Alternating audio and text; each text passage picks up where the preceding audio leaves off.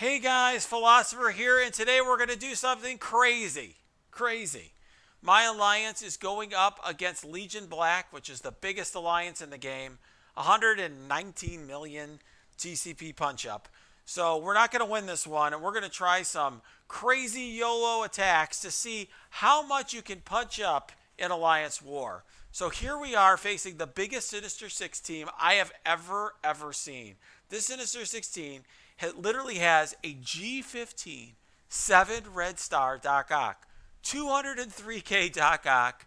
We've got a 7 red star G14 Green Goblin. We've got a 6 red star G14 Electro. We got a G14 Swarm. This team is insane. It's 814k, and we're in the reactor, so my entire team's going to have Disrupt. This is going to be insanely difficult. So what team is up to the challenge? I'm going to select the Axemen. So let's talk a little bit about this matchup and why it works so well. So first of all, look at my Axemen and how they're built. I have a huge bishop. You always want your bishop to be very big as possible. He's the damage dealer. He's also the one that is going to be taking all the hits. He's very red star and gear dependent. You also want to make sure your Jubilee and your Beast are big enough so that Jubilee is going to survive and that she's going to land her buffs and debuffs, or excuse me, her debuffs on the enemy, her slows, her stuns, that sort of thing. And then, of course, you want Beast big enough so he survives. They're both G14 level 80. These two, Kitty and Iceman, they're really just filler.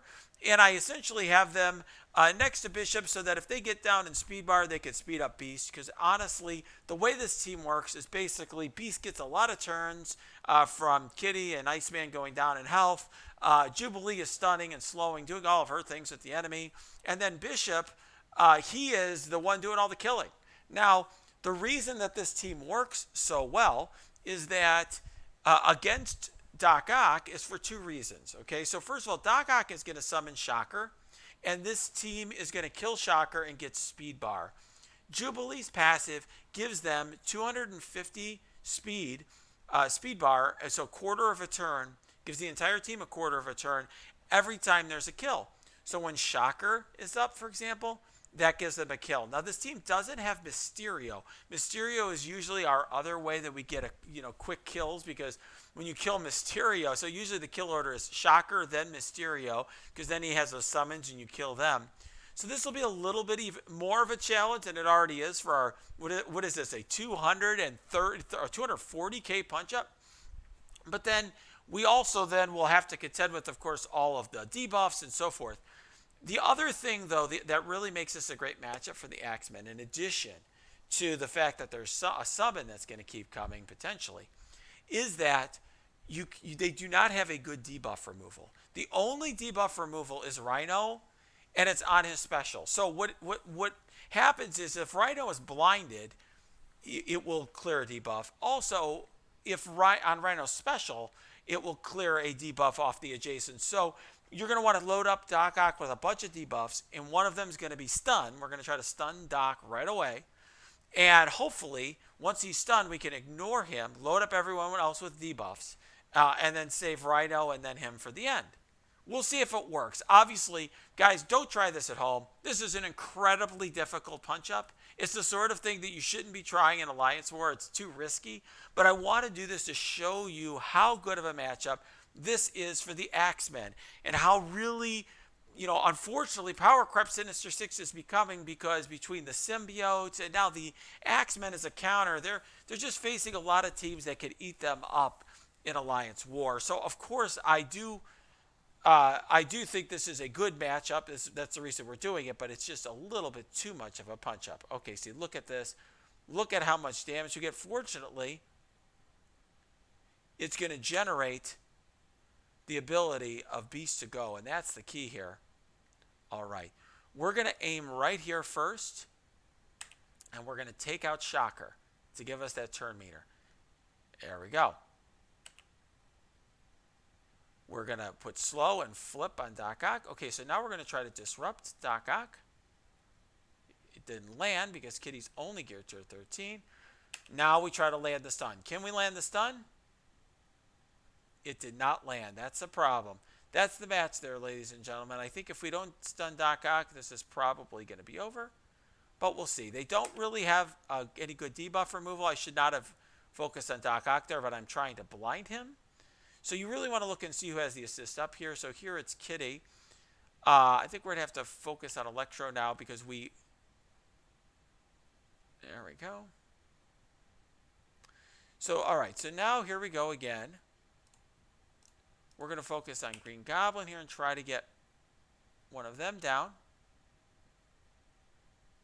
All right. So now we're going to try to stun Doc again. I doubt this will work, although I do have Skirmisher on him for extra focus. Didn't happen. All right. We do have... There we go. We have the assist from Jubilee this time, so hopefully we're going to be able to blind Doc Ock. Nope, didn't happen that time either. All right, we did get that flip, which we don't love. Fortunately, Beast is there to cleanse. We're going to try to get that blind once again. Nope, no blind again. All right, let's try to aim on Doc Ock. It's probably not what we should do. I like aiming the low health characters, but he's so low, it just seems like... Oh, there we go. We got him blinded. That was what the hope was there all along. Getting Doc Ock blinded helps a ton.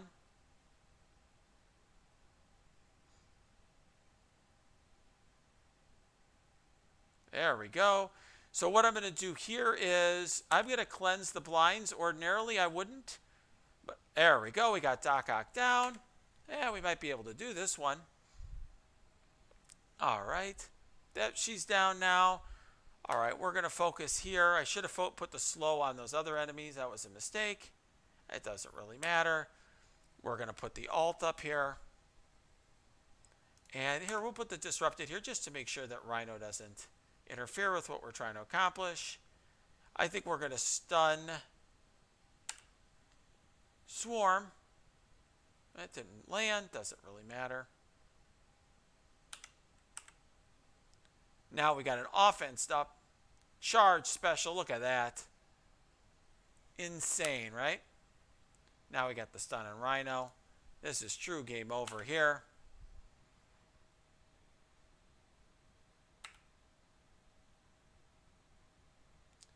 So you see how this is working, right? I mean, the reason that this works so well is they have no way of dealing with all these debuffs.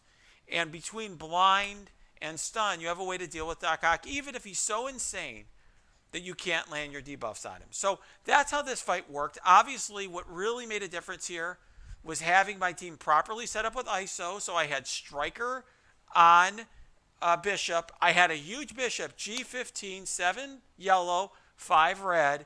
And then, of course, I made sure that I had Jubilee and Beast big enough. You saw Beast came down in health a number of times, but we were able to defeat this massive team with a 200k plus 200k plus punch up, nonetheless, because my Jubilee and Beast were able to stay alive while Bishop did all the killing.